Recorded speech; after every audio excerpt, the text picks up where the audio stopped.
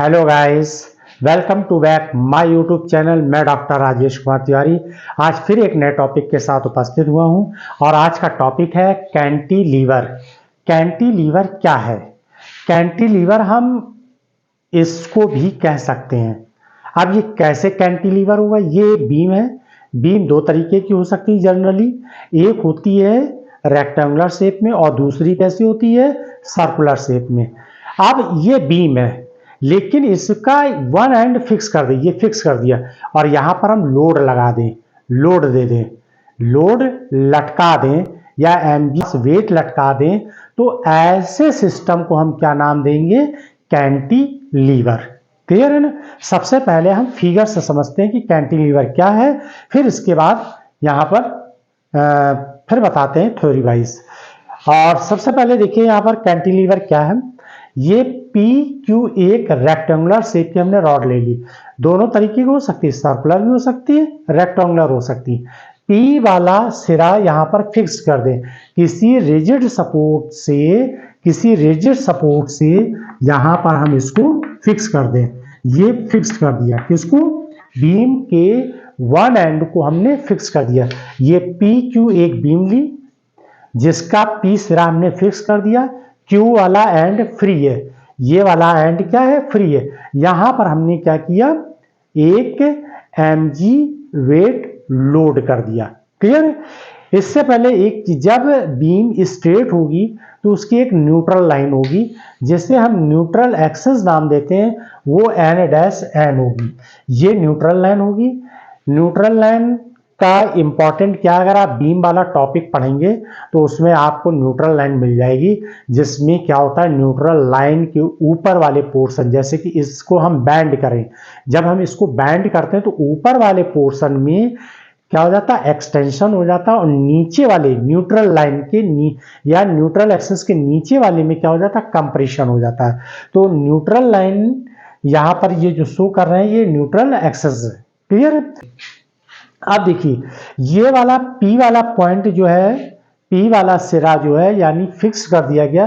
Q वाले सिरा जो फ्री है उस पर हमने एमजी वेट लटका दिया। यहां पर देखिए थोड़ी सी बैंड हो गई, ये डिप्रेस हो गई। कितनी हो गई? यानी डिफ्लेक्ट हो गई या डिप्रेस हो गई। वो कितनी हो गई? वाई। और यहां से देखिए सिरे से एक्स पॉइंट तक तो ये स्ट्रेट रही। पहले ये जब कोई हम मास या कोई वेट नहीं लटकाते, mass into g equal to weight हो जाएगा। तो जब हम कोई मास या वेट नहीं लगाएंगे यानी वेट नहीं लटकाएंगे, जब हम कोई वेट नहीं लटकाएंगे तो ये रॉड कैसी है? देखिए यहां पर देखिए मान लीजिए फिक्स है, तो देखिए अगर ये मास लेस है तो इसमें डिप्रेशन नहीं होगा, यानी ये डिफ्लेक्ट नहीं होगी। डिफ्लेक्ट कब होगी? जब एक्सटर्नल फोर्स यानी एमजी, हमने मास एमजी इंटू वेट लटका दिया, एमजी वेट लटका दिया। जब मैंने इसमें एमजी वेट लटका दिया तो एक डिप्रेशन क्रिएट हो गया, यानी ये अपने पोजीशन, ये पोजीशन जो क्यू थी, फ्री एंड था, वो क्या हुआ? डिप्रेस हो गई। क्लियर है? यानी डिफ्लेक्ट हो गई। तो हमें यही डिप्रेशन फाइंड करना यानी वाई फाइंड करना होगा और लेंथ के साथ इसका रिलेशन एक्सप्रेशन प्रूव करके देना होगा। तो ये कंस्ट्रक्शन समझ में आ गया। एक बार फिर से हम रिवाइज करवा दे रहे हैं। पी क्यू एक बीम है जिसका एक सिरा फिक्स कर दिया। क्यू वाले सिरे पर हमने एक वेट लोड कर दिया। क्या कर दिया? वेट लोड कर दिया। तो वेट की वजह से इसमें डिफ्लेक्ट हो गया और वो क्यू पॉइंट कहां चला गया? क्यू डैश पर हो गया। क्लियर है ना? तो यहां पर देखिए ये कितना आया। अगर हम ये न्यूट्रल एक्सिस ले लें, ये न्यूट्रल एक्सिस ले लें, तो इनके बीच में कितना आ गया? या आप यहां टॉप लाइन से इस टॉप के बीच में देख लें या बॉटम लाइन से बॉटम में मिला लें, तो डिप्रेशन कितना हो जाएगा? वाई हो जाए, यानी डिप्रेस्ड यानी झुकाव कितना आ गया? वाई हो गया। और वो कहां से शुरू हुआ? ये एक वो पॉइंट है यहां से या पी से लेकर ओ तक कैसी स्ट्रेट लाइन में, और पी से लेकर ओ तक कैसी स्ट्रेट है, और ओ से लेकर क्यू डैश तक यानी ओ से क्यू के बीच में कैसा पार्ट हो गया? बैंड हो गई भी। कब बैंड हो गई? जब हमने वेट लटका दिया। क्लियर? जब हमने वेट लटका दिया तो ये क्या होगी? बैंड होगी। कितनी डिप्रेस हो गई? वाई हो गई। पूरी लेंथ कितनी है इसकी? एल है। कहां से बैंड होनी शुरू हुई? तो अगर हम देखें इस साइड से अगर मेजर करें यहां से यहां तक, तो ये क्या हो जाएगी? एल माइनस एक्स हो जाएगा। यानी ये पोर्शन कितना हो जाएगा? एल माइनस एक्स हो जाएगा। और जबकि यहां से इस पॉइंट और इसी पी पॉइंट को हम ओरिजिन पॉइंट देंगे। पी पॉइंट को नाम क्या देंगे? ओरिजिन पॉइंट देंगे। यहां से एक्स डिस्टेंस तक पोजीशन तक बीम कैसी रहती है? स्ट्रेट रहती है। यानी ऐसे लगता है इस पर कोई लोड नहीं लगा। लेकिन जब हम लोड यानी वेट लटका देते हैं तो यहां पर एक डिप्रेशन क्रिएट हो जाता है। क्लियर? ये स्ट्रक्चर समझ में आ गया? यानी ये फिगर समझ में आ गया? अब देखिए आपको पेपर में कैसे क्या करना है। सबसे पहले आपको कैंटिलीवर की डेफिनेशन लिखनी है, फिर उसके बाद जो हमें एक्सप्रेशन करना है और इसमें कौन सी फोर्स प्रोड्यूस हो जाते हैं उन पर भी हम डिस्कस करते हैं। सबसे पहले देखिए कैंटिलीवर क्या होता है। It is a beam fixed horizontally at one end and loaded at free end. Let a beam of length L, beam की लेंथ कितनी है? L है। Be fixed at its and P, P वाला and जो हमने क्या किया? Fix कर दिया। और Q वाले पे क्या कर दिया? एक mg लोड लगा दिया। Clear? N and S represent the neutral axis of the cantilever, यानी कैंटिलीवर की ये क्या है? एक्सेस लाइन है। इससे पहले वाला वीडियो आप जरूर देखिएगा, उसमें न्यूट्रल एक्सेस के बारे में बहुत अच्छे से मैंने एक्सप्लेन किया। And dash represent the neutral axis of the cantilever. Let the end Q be the deflected. कितना डिफ्लेक्टेड? ये डिफ्लेक्ट हो जाता है, क्यू से क्यू डैश पर चला जाता है। पहले क्या होता है इसका? विदाउट लोड के ये Q होता है, और जब लोड लटका देते हैं तो Q वाला पॉइंट कहां चला जाता है? Q डैश पर शिफ्ट कर जाता है। Clear? Deflected depressed to the position Q dash under the action of the external force load mg। ये जो mg वेट लटकाया है, जो ये mg वेट यहाँ लटकाया है, ये एक्सटर्नल फोर्स की तरह काम करेगा। यानी कि बीम पर एक एक्सटर्नल फोर्स एक्ट हो जाएगा। क्लियर है? एक्सटर्नल फोर्स जो हमने वेट यहाँ लटकाया है, इसमें ये एंड फ्री है और इस पर हमने वेट लटकाया है, तो जैसे ही हम वेट लटकाएंगे तो ये एक्सटर्नल फोर्स एक्ट हो जाएगा। ये तो एक्सटर्नल हो गया। अब बीम का पोर्शन यहां तक तो स्ट्रेट है, जो हमने O पॉइंट लिया है, और O के बाद यहां से डिप्रेशन शुरू हो गया। तो यहां पर जो है बीम अपनी इलास्टिक प्रॉपर्टी की वजह से रीस्टोरिंग फोर्स प्रोड्यूस कर लेगी। जब हम यहां पर mg वेट यानी एक्सटर्नल फोर्स अप्लाई करेंगे, वो एक्सटर्नल फोर्स किसके फॉर्म में होगा? mg वेट की वजह से। तो इस केस की वजह से इसकी यानी ये जो बीम है, इसकी इंटरनल पार्ट जो है यानी इलास्टिक प्रॉपर्टी की वजह से अपने को रिस्टोरिंग यानी कि बेंडिंग मोमेंट प्रोड्यूस कर लेगा। इसमें ऑटोमेटिकली एक फोर्स रीगेन हो जाएगा। क्लियर? यानी रिस्टोरिंग फोर्स क्रिएट हो जाएगा और उस फोर्स को हम नाम देंगे बेंडिंग मोमेंट। क्लियर है? अब देखिए, consider a section of the beam as at O, यानी ये O पॉइंट है, ये O पॉइंट यहां का हमने ले लिया। इस पॉइंट में देखिए O point at a distance x from the fix point. Fix point से एक O पॉइंट ले लिया जिसके कोऑर्डिनेट क्या है? x, y है। x क्या है? जहां तक इस पर कोई भी डिप्रेशन नहीं है, x यानी x डिस्टेंस तक यानी O पॉइंट तक कोई डिप्रेशन यानी रिफ्लेक्ट नहीं हुई भी। क्लियर? अब आगे देखिए, external couple acting on the section. इस सेक्शन पर यहां पर एक एक्सटर्नल फोर्स एक्ट हो जाएगा। कब हो जाएगा? जब इस पर mg वेट लटका देंगे तो ये एक्सटर्नल फोर्स क्या हो जाएगा? एक्ट हो जाएगा। External couple acting on the section due to load, load की वजह से एक क्या हो जाएगा, एक्सटर्नल फोर्स प्रोड्यूस हो जाएगा, जिसे हम नाम देंगे मोमेंट ऑफ द बेंडिंग। क्या नाम देंगे, moment of the bending couple due to load, load की वजह से एक एक्सटर्नल फोर्स प्रोड्यूस होगा। आप एक्सटर्नल फोर्स कह लीजिए या टॉर्क कह लीजिए या फिर moment of the bending couple due to load, load की वजह से ये डेवलप होगा। आप ध्यान दीजिए, वेट यानी mg हमने लटकाया है, परपेंडिकुलर डिस्टेंस, ये देखिए परपेंडिकुलर, ये नीचे की ओर फोर्स लग रहा है, mg क्या है, वेट यानी फोर्स है, और यहां से यहां तक की ये क्या है, परपेंडिकुलर डिस्टेंस है। देखिए ये क्योंकि डिफ्लेक्शन जो हो रहा है वो बहुत ही मिनिमम होगा, बहुत मिनिमम होगा, तो इस केस में हम ये कह सकते हैं, डिफ्लेक्शन को हम निग्लेजेबल भी मान लें तो उस केस में ये एक दूसरे के परपेंडिकुलर होंगे। mg length l minus x क्या होगा, परपेंडिकुलर, ये l माइनस एक्स कहां से है, पूरी लेंथ कितनी l है, यहां O पॉइंट तक तो कोई डिप्रेशन नहीं है इसमें, तो यानी ये तो स्ट्रेट रहेगी, तो जितने पोर्शन में डिप्रेशन होगा वो कितना पोर्शन होगा, l माइनस एक्स होगा। l माइनस एक्स क्या है, ये परपेंडिकुलर लेंथ है किसके, mg के। तो टॉर्क फोर्स क्या होता है, फोर्स इनटू परपेंडिकुलर डिस्प्लेसमेंट, तो ये परपेंडिकुलर डिस्प्लेसमेंट, ये हमने सिंबल बनाया परपेंडिकुलर का, परपेंडिकुलर डिस्प्लेसमेंट।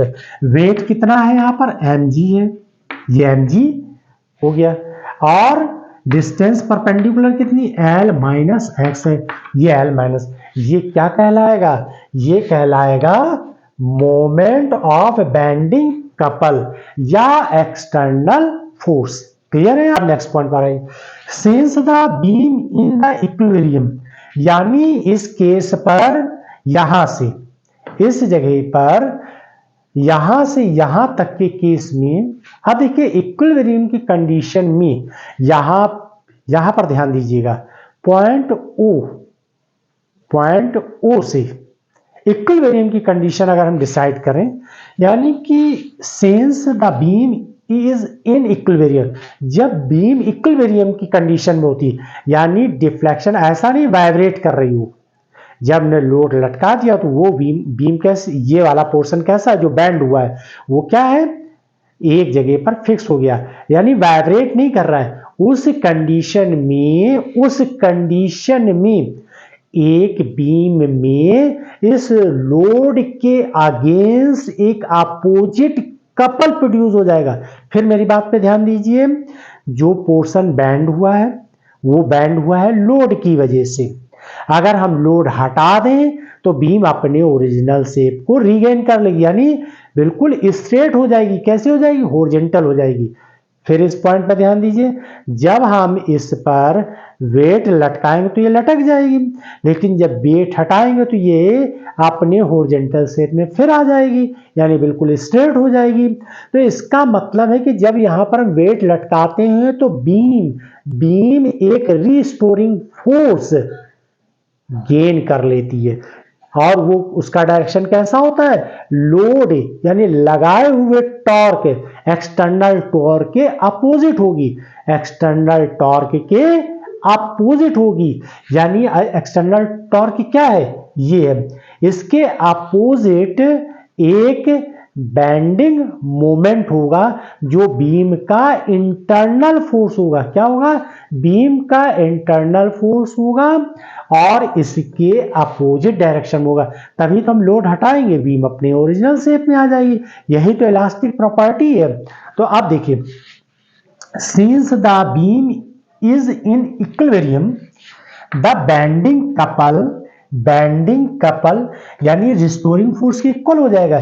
ये बेंडिंग कपल जो है ये रिस्टोरिंग कपल के इक्वल हो जाएगा, जैसे हम रिस्टोरिंग कपल को बोलते हैं बेंडिंग मोमेंट। क्या बोलते हैं, बेंडिंग मोमेंट। क्लियर है। तो देखिए वो रिस्टोरिंग कपल जो है इक्विलिब्रियम कंडीशन पे Y I upon R, I G भी नाम दे सकते हैं इसको, वाई आई जी अपॉन आर। ये क्या है, बेंडिंग मोमेंट कह सकते हैं, इंटरनल टॉर्क कह सकते हैं। इसे हम बेंडिंग मोमेंट कह सकते हैं, इंटरनल टॉर्क कह सकते हैं। क्लियर है? ये क्या है, ये कहां से आया है, ये इलास्टिक प्रॉपर्टी है इस मटेरियल की। जो रेक्टेंगुलर या सर्कुलर मेटालिक हम जो ले रहे हैं बीम, वो उसकी इंटरनल प्रॉपर्टी होगी, और वो इंटरनल प्रॉपर्टी क्या होगी, वाई आई जी अपॉन आर होगी। क्लियर? अब देखिए वाई क्या है यार, यंग मॉडुलस है। वाई क्या है यहां पर, यंग मॉडुलस है। Where y is young modulus, I क्या है यहां पर, geometrical moment of inertia. IG क्या है, IG है यहां पर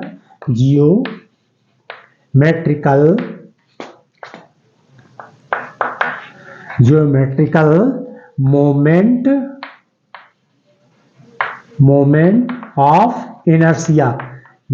ऑफ इनर्शिया होगा ये। और आर क्या है, रेडियस ऑफ कर्वेचर। आर क्या है, radius of curvature. R radius of curvature आ जाएगा, रेडियस ऑफ कर्वेचर। आर क्या है यहां पर, रेडियस ऑफ कर्वेचर। वाई क्या है, यंग मॉडुलस ऑफ इलास्टिसिटी है। और आई जी क्या है, geometrical moment of inertia. Clear है? ये क्या है, ये है क्या, ये है रिस्टोरिंग कपल, यानी इलास्टिक प्रॉपर्टी है। जो भी हम मटेरियल यूज कर रहे हैं उसकी ये इंटरनल प्रॉपर्टी है, और ये कब हो जाती है, जब हम mg वेट लटकाते हैं। Clear? Now let y be the depression. कितना डिप्रेशन हुआ, जब हमने वेट लटकाया तो डिप्रेशन हुआ, कितना हुआ, y हुआ, पॉइंट O। ये पॉइंट O से यहां से डिप्रेशन शुरू हुआ। Taking the end P as, यहां पर P को हम क्या है, ओरिजिन पॉइंट मान लें। P को क्या मान लें, ये ओरिजिन पॉइंट मान लें। एक्स वाई इसके कोऑर्डिनेट किसके होंगे, O के कोऑर्डिनेट होंगे। O के कोऑर्डिनेट क्या होंगे, एक्स वाई। देखिए यहां तक ये स्ट्रेट रहेगी, इसके बाद यहां पर बेंडिंग शुरू हो गई। Are the coordinate of the point O क्या है, एक्स वाई। क्लियर? अब इसका हम डेरिवेशन करते हैं, तो हम ये वाला पोर्शन और ये इतना रखेंगे, बाकी सब इरेज कर देंगे।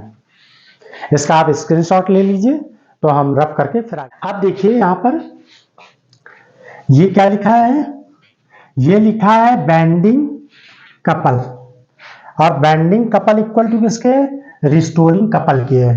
किसके इक्वल है, रिस्टोरिंग कपल के है। बेंडिंग कपल किसके बराबर है, bending couple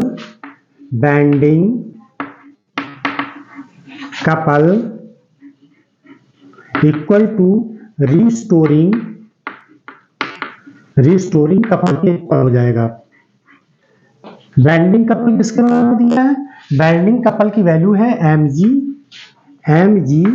L minus x. ये एक्सटर्नल फोर्स भी होता है, क्योंकि mg वेट हमने लटकाया था वहां पर, और ये L माइनस एक्स मल्टीप्लाई कर दिया परपेंडिकुलर, तो ये क्या हो जाएगा, टॉर्क हो जाएगा, जिसे हम एक्सटर्नल टॉर्क भी नाम दे सकते हैं। इंटरनल क्या हो जाएगा, यानी इलास्टिक प्रॉपर्टी की वजह से ये इंटरनल टॉर्क प्रोड्यूस हो जाएगा, जिसे हम बेंडिंग मोमेंट भी कह सकते हैं, और ये भी कह सकते हैं रिस्टोरिंग कपल। तो ये हो जाएगा वाई आई जी अपॉन आर, वाई आई जी अपॉन आर। वाई क्या है, यंग मॉडुलस है। I G geometrical moment of inertia है। आर क्या, रेडियस ऑफ कर्वेचर है। क्लियर? अब इसको हम इक्वेशन नाम क्या दे दें, इसको हम इक्वेशन नाम दे दें थर्ड। इक्वेशन फर्स्ट ये थी, इक्वेशन सेकंड ये थी, ये दोनों इक्वल हो गई, तो यहाँ पर इक्वेशन ये क्या बन गई, थर्ड। अब इस इक्वेशन को यहाँ पर लिख लेते हैं हम इस तरीके से। इक्वेशन थर्ड को we can written as equation third 1 upon r equal to M G L minus x upon Y I G. we know that radius of curvature, the radius of curvature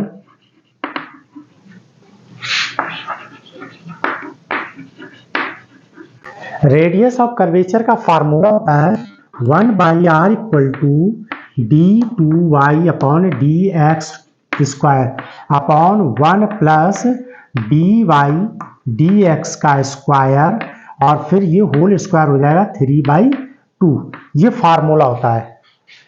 यहाँ पर ध्यान दीजिए y very small होगा क्योंकि जो depression होगा वो very small होगा, तो dy dx भी क्या हो जाएगा, निग्लेजेबल हो जाएगा। कैसा हो जाएगा, निग्लेजेबल होगा। किसके कंपेयर में, 1 के कंपेयर में dy dx कैसा होगा, निग्लेक्ट हो जाएगा, यानी कि निग्लेजेबल हो जाएगा, क्योंकि y की वैल्यू वेरी स्मॉल है। y की वैल्यू क्या है, वेरी स्मॉल है। Means y is very small, तो dy dx क्या हो जाएगा, और इसका dy dx तो बहुत वेरी स्मॉल हो जाएगा। जब y वेरी स्मॉल है तो dy dx भी क्या हो जाएगा, बहुत ही छोटा हो जाएगा, वेरी स्मॉल होगा। और स्क्वायर करेंगे तो और छोटी वैल्यू हो जाएगी। अगर हम स्क्वायर करेंगे, कोई अगर वेरी स्मॉल वैल्यू है और उसका स्क्वायर करेंगे तो और छोटा हो जाता है। तो 1 के कंपेयर में dy dx की वैल्यू क्या होगी, इज ए वेरी स्मॉल, यानी निग्लेक्ट होगी। Can neglected in compare 1 to 1, compare to 1, यहाँ 1 से कंपेयर करेंगे इसका, तो ये वैल्यू क्या हो जाएगी, निग्लेक्ट हो जाएगी। तो आप यहाँ क्या बच्ची, ये जब ये निग्लेक्ट कर देंगे, ये वाला टर्म हट जाए तो यहाँ 1 आएगा, 1 की पावर 3/2, तो 1 की पावर 3/2 1 ही रहेगा, तो ऊपर ये वाला केवल टर्म आ जाएगा। So 1/r equal to d2y upon dx square हो जाएगा। क्लियर। अब 1/r की वैल्यू यहां पुट कर दीजिए, 1/r की वैल्यू ये पुट कर दीजिए इसमें, तो इस जगह पे हम पुट कर देंगे, तो d2y upon dx square equal to क्या आ जाएगा, यहाँ पर mg l minus x upon Y आई जी आ जाएगा। क्लियर है यहां तक। अब इस इक्वेशन को हम नाम दे देंगे फोर्थ इक्वेशन। ये इक्वेशन फोर्थ हो जाए। इक्वेशन फोर्थ का हम इंटीग्रेशन करेंगे। इक्वेशन फोर्थ का क्या कर दीजिए आप, इंटीग्रेशन कर दीजिए। तो देखिए यहां पर क्या आएगा, dy अपॉन dx डी, या ऐसे लिख दीजिए, देखिए d2y अपॉन dx स्क्वायर है, इसको हम ऐसे लिख सकते हैं dx, और इसमें mg l minus x upon Y आई जी, ये ऐसे ही तो लिखा हुआ है यहां पर। ये देखिए इस d2y अपॉन dx स्क्वायर को हम ऐसे लिख सकते हैं, इस तरीके से लिख सकते हैं। अब हमने कहा इसका इंटीग्रेशन कर दीजिए, तो ये dx, ये वाला dx, नीचे वाला यहां पर dx क्या हो जाएगा, इस तरीके से हम अरेंज करके लिख देंगे। अब मैंने कहा आप इंटीग्रेशन कर दीजिए, इंटीग्रेशन करेंगे यहां पर एक कांस्टेंट आ जाएगा और इसको हम C1 नाम देंगे, इंटीग्रेशन कांस्टेंट। C1 क्या है, C1 is integration constant. C1 क्या है, इंटीग्रेशन कांस्टेंट है। ये स्टेप इतना तक समझ में आ गया। अब इसका इंटीग्रेशन करेंगे तो dx, ये पूरा हम इतने को dy dx को हम क्या लिख सकते हैं, dy dx, ये तो इंटीग्रेशन इसका होके आ गया। यहाँ पर mg तो कांस्टेंट नंबर है, ig भी कांस्टेंट नंबर है, और ये l माइनस एक्स है। अब इसका इंटीग्रेशन करेंगे तो lx का l, और यहाँ पर क्या हो जाएगा, 1 हो जाएगा, तो 1 का dx का इंटीग्रेशन क्या हो जाता है, x हो जाएगा, और यहाँ क्या आ जाएगा, x स्क्वायर बाई 2 और प्लस C1। यहाँ तक समझ में आ गया। यहां तक समझ में आ गया। अब देखिए ये इतना काम खत्म हो गया है, यहां पर इसको हम रब कर दे रहे हैं। अब C1 की वैल्यू निकाल लें, C1 की वैल्यू फाइंड कर लीजिए। देखिए अगर x 0 होगा, x 0 होगा तो dy dx भी 0 होगा। पॉइंट P पर, यानी ओरिजिन पॉइंट ये P है, P पॉइंट पर अगर x 0 है तो dy dx भी 0 होगा। क्लियर है ना? तो at point P x equal to 0 तो dy dx इक्वल टू 0 हो गया, ये 0 हो गया। अब देखिए यहां पर dy dx की वैल्यू 0 पुट करिए, यहां x की वैल्यू 0 पुट करिए, यहां x की वैल्यू 0 पुट करिए, तो ये पूरा क्या आ जाएगा, C1 इक्वल टू क्या आ जाएगा, देन C1 इक्वल टू 0 हो जाएगा। आप C1 की वैल्यू यहां पुट कर दीजिए, तो ये इतना ही जो टर्म बचेगा, तो कितना आ जाएगा, dy dx equal to mg y ig L x minus x square by 2, क्योंकि C1 की वैल्यू 0 हो जाएगी। क्लियर है? अब इसको हम नाम दे दें इक्वेशन फिफ्थ। इक्वेशन फिफ्थ का इंटीग्रेशन कर दीजिए, इंटीग्रेशन अगेन, यानी इक्वेशन फिफ्थ का अगेन इंटीग्रेशन कर दीजिए। तो इंटीग्रेशन या इंटीग्रेटिंग अगेन किसका, इक्वेशन फिफ्थ का। इक्वेशन फिफ्थ का इंटीग्रेशन करें तो क्या आ जाएगा, dy यहां ऐसे रहेगा और dx यहां कर दीजिए, तो mg y ig और integration L x minus x square by 2 और यहाँ dx हो जाएगा और प्लस कांस्टेंट एक ले लेंगे हम C2। ये C2 भी क्या है, इंटीग्रेशन कांस्टेंट है। C1 भी इंटीग्रेशन कांस्टेंट है, यानी ये क्या है, कांस्टेंट है, और इसको हम क्या नाम देंगे, इंटीग्रेशन कांस्टेंट है। C2 क्या है, इंटीग्रेशन कांस्टेंट है। क्लियर है? ये ऐसे कर दिए। dy का क्या हो जाएगा, यहाँ y आ जाएगा, mg बाई y ig और यहाँ पर एल एक्स का इंटीग्रेशन करेंगे तो क्या हो जाएगा, एल तो कांस्टेंट है, x का इंटीग्रेशन करेंगे एक्स स्क्वायर बाई 2 हो जाएगा। यहाँ एक्स स्क्वायर है तो कितना हो जाएगा, x की पावर 3 हो जाएगा इंटीग्रेशन, x की पावर 3 और नीचे 3 रहेगा, 3 का 2 में मल्टीप्लाई करेंगे तो कितना आ जाएगा, ये 6 हो जाएगा। ये ऐसे निकलकर इंटीग्रेशन आ गया और ये हो जाएगा C2। यहां तक समझ में आ गई बात। अब ध्यान दीजिए, जब x 0 होगा, जब x 0 होगा तो y भी तो 0 होगा, क्योंकि डिप्रेशन होगा ही नहीं। जब x 0 होगा तो y भी 0 होगा, यानी डिप्रेशन होगा ही नहीं। यानी इसी ओरिजिन पॉइंट की बात करें, जब x 0 तो y भी 0 हो जाएगा। तो इस केस में x इक्वल टू 0 तो y इक्वल टू 0, तो यहाँ वैल्यू पुट करिए, y 0 हो गया, यहाँ x 0, यहाँ x 0, यानी ये पूरा टर्म 0, तो C2 की वैल्यू कैसी आ जाएगी, तो नाउ C2 इज 0। ठीक है ना, C की वैल्यू कैसी हो जाएगी, 0 हो जाएगी। क्लियर है? तो यहाँ C2 की वैल्यू पुट कर देंगे तो हमें रिजल्ट मिल जाएगा y equal to mg upon y ig और ये हो जाएगा एल एक्स स्क्वायर बाई 2 और ब्रैकेट है ये एल एक्स स्क्वायर बाई 2 और ये क्या हो जाएगा एक्स क्यूब बाई 6। ये रिजल्ट निकल कर आ जाए, इसको हम नाम दे देंगे इक्वेशन 6। ये क्या हो जाएगी, इक्वेशन 6 हो जाएगी। क्लियर है? यहां तक समझ में आ गया। अब देखिए आगे, अब ये वाला पोर्शन हम रब कर दे रहे हैं यहां पर। अब हम डिप्रेशन निकालना चाहते हैं फ्री एंड पर। फ्री एंड पर कितना होगा, जब हम फ्री एंड करेंगे तो यानी इसका मतलब है पूरी लेंथ ले लेंगे। क्या करेंगे, पूरी लेंथ ले लेंगे। पूरी लेंथ क्या एल है, तो डिप्रेशन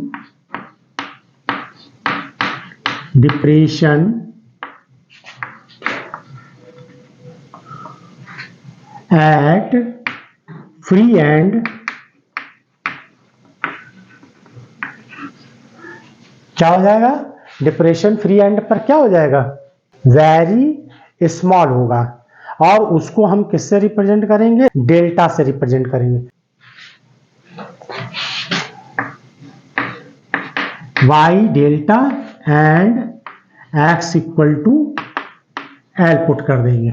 अब हम डिप्रेशन निकाल लेते हैं इसका। Depression at free end y equal to delta हो जाएगा और x equal to L put कर देंगे किसमें, इन इक्वेशन 6। y की जगह डेल्टा लिख दीजिए equal to mg upon y ig, L की जगह क्या पुट कर दें, x, एल की जगह पर क्या पुट कर दें, देखिए एल लिखा है ना, एल, तो यहाँ x हो जाएगा और ये क्या लिखा है x square by two, x square by two लिख दीजिए। क्लियर है यहाँ तक। और यहाँ क्या लिखा है x की पावर 3/6 है, तो यहाँ पर आ जाएगा x की पावर 3/6। क्लियर है। Delta equal to mg y, delta mg by y ig, और ये x क्यूब हो जाएगा बाई 2 माइनस x की पावर 3 बाई ये हो जाएगा। इसको पूरा हम सॉल्व कर लेंगे, तो सॉल्व करने के बाद delta equal to mg by ig, और यहाँ पर आ जाएगा l की पावर 3, और ये इसको भी सॉल्व कर लेंगे तो यहाँ नीचे रिजल्ट आ जाएगा 3 आ जाएगा। ये हमारा रिजल्ट निकल कर आ गया है। यही हमें डिप्रेशन फाइंड करना था, mg l की पावर 3y ig। अब यहां पर दो कंडीशन लगाएंगे। रॉड कैसी है, सर्कुलर फॉर्म में है या फिर रेक्टेंगुलर फॉर्म में। रॉड कैसी है, रेक्टेंगुलर फॉर्म में है। अगर रेक्टेंगुलर फॉर्म में है तो ig की वैल्यू क्या है, यानी कि geometrical moment of inertia ig की वैल्यू रेक्टेंगुलर फॉर्म के लिए जो होती है, इसका आप स्क्रीनशॉट ले लीजिए तो फिर हम आगे बताएं। अब देखिए ये रिजल्ट निकल कर आ गया है, इस रिजल्ट को यहां लिख लेते हैं। डिप्रेशन डेल्टा इक्वल टू हो जाएगा mg l की पावर 3, नीचे 3 आएगा, y ig हो जाएगा। ये रिजल्ट हो गया फाइनल। अब IG अगर रॉड कैसी है, बीम कैसी है, सर्कुलर फॉर्म में है या रेक्टेंगुलर फॉर्म में। स्पेशल केस,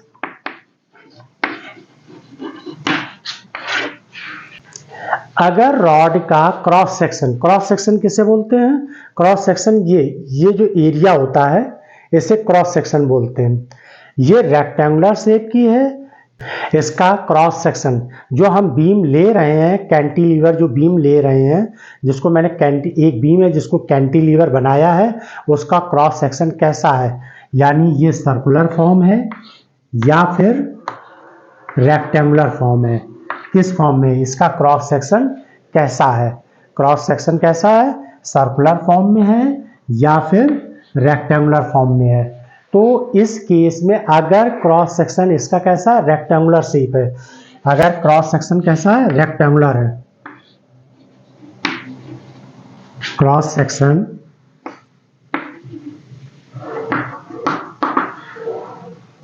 इज रेक्टेंगुलर, अगर रेक्टेंगुलर फॉर्म में है तो यहां पर फार्मूला IG इक्वल टू हो जाएगा ज्योमेट्रिकल मोमेंट ऑफ इनर्शिया हो जाएगा BD की पावर 3/12। यहाँ पर इसकी वैल्यू जो हो जाएगी IG इक्वल टू BD3/12 हो जाएगा। अगर क्रॉस सेक्शन इसका कैसा है, रेक्टेंगुलर है, तो यहाँ पर वैल्यू पुट कर दीजिए, इसमें वैल्यू पुट कर दीजिए, इसमें ये वैल्यू ये IG की वैल्यू है, ये IG की वैल्यू यहाँ पुट कर दीजिए। तो delta equal to mg l cube by 3y, IG की वैल्यू ये उठा के यहाँ पुट कर दीजिए इस जगह, तो ये हो जाएगा BD3/12, ये इससे कट जाएगा, यहाँ 4 हो जाएगा, 4mg l cube by y BD, ये रेक्टेंगुलर शेप के लिए y BD की पावर 3 ये आ जाएगा। किसके लिए हम बात कर रहे हैं, अगर क्रॉस सेक्शन कैसा है, रेक्टेंगुलर, और यदि क्रॉस सेक्शन कैसा है, सर्कुलर है, क्रॉस सेक्शन कैसा है, सर्कुलर है। Second case, cross section is circular. अगर सर्कुलर केस है तो इसमें जो आई जी की वैल्यू हो जाएगी, वो आई जी की वैल्यू हो जाएगी पाई आर की पावर 4/4 हो जाएगी। ये मैंने इससे पहले एक वीडियो बनाया है, फिर वही बात कर रहे हैं। इससे पहले मैंने बीम का एक वीडियो बनाया है, उसमें ये सब मैंने बताया है। तो यहाँ पर आप डायरेक्ट ये याद कर लीजिए इनकी वैल्यू। अगर सर्कुलर फॉर्म आ जाए तो पाई आर की पावर 4/4 होगा, और अगर यहाँ पर आई जी की वैल्यू रेक्टेंगुलर के लिए बी डी की पावर 3/12, तो ये आप याद कर लीजिए और ये वैल्यू उठा के आई जी की वैल्यू इसमें पुट कर दीजिए। तो सर्कुलर फॉर्म के लिए डेल्टा की वैल्यू आ जाएगी, ये वैल्यू पुट करेंगे तो निकल कर आ जाए 4/3 mg एल की पावर 3/y, और ये क्या है, पाई और आर की पावर 4। ये निकल कर आ जाएगा फार्मूला किसके लिए, सर्कुलर के लिए। क्रॉस सेक्शन कैसा है, सर्कुलर है। यहाँ देखिए क्रॉस सेक्शन इससे बोलते हैं, जैसे चौक दिखाई दे सर्कुलर फॉर्म है, तो जो रेडियस से जनरेट होता है उसे हम बोलते हैं यहाँ पर सर्कुलर फॉर्म के लिए, और जो रेक्टेंगुलर शेप होता है उसको हम बोलते हैं यहाँ पर, ये इस सेक्शन को हम रेक्टेंगुलर शेप बोलते हैं। क्लियर? तो आई होप कि आपको समझ में आया होगा, और इससे उतार लीजिए।